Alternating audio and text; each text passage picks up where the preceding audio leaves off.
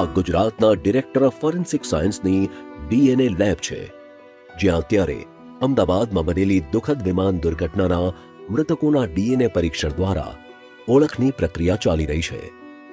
Isolation lab DNA દ્વારા ઓળખની પ્રક્રિયામાં સૌપ્રથમ આઇસોલેશન લેબમાં પોસ્ટમોર્ટમ સેમ્પલ તેમજ ઘટના સ્થળેથી મળી આવેલા માનવીય અંગોનું પ્રાથમિક પરીક્ષણ કરવામાં આવે છે.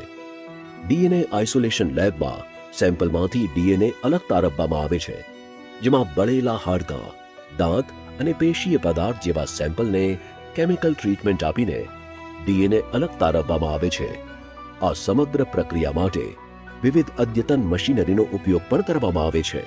ક્વોન્ટિફિકેશન લેબ ડીએનએ અલગ કર્યા બાદ ક્વોન્ટિફિકેશન લેબમાં ડીએનએની માત્રા અને ગુણવત્તાને ચકાસવામાં આવે છે. આ પ્રક્રિયામાં આરટીપીસીઆર, લિક્વિડ હેન્ડલિંગ જેવા અદ્યતન સાધનો ઉપયોગમાં લેવામાં આવી રહ્યા છે.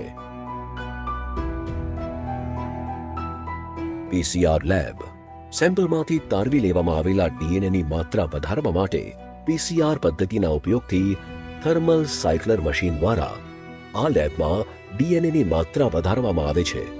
આ પ્રક્રિયા દરમિયાન વિવિધ એસટીઆર કિટનો પણ ઉપયોગ કરવામાં આવે છે.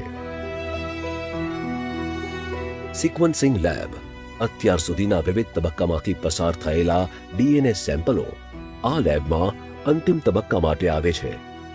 આ લેબમાં ડીએનએ સેમ્પલને સિક્વન્સિંગ મશીનમાં રન કરવામાં આવે છે, જેના દ્વારા પ્રાપ્ત થતા પ્રાથમિક ડેટાના આધારે એફએસએલના સિનિયર સાયન્ટિસ્ટ દ્વારા ડીએનએ પ્રોફાઇલ તૈયાર કરવામાં આવે છે.